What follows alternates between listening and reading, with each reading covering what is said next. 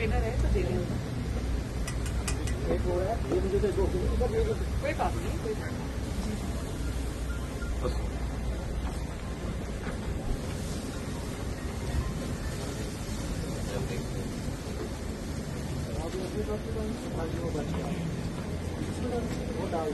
एक और कप दो।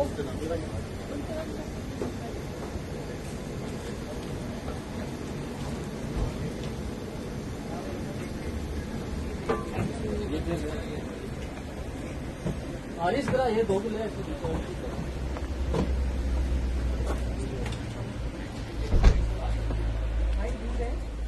दूध है हमारे पास। दूध ठंडा है। ये कौन सा दूध है? ये भैंस का मिक्स है क्या? तो फिर इसको कैसे गर्म करेंगे? छोटी दे दो, इसमें डालो। इसमें कैसे गर्म होगा?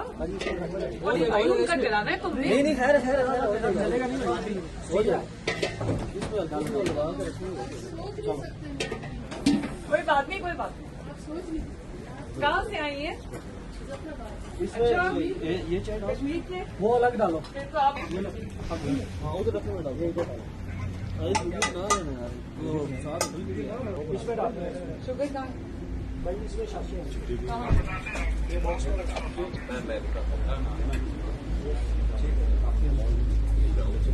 चलिए दूसरी मेरी बात।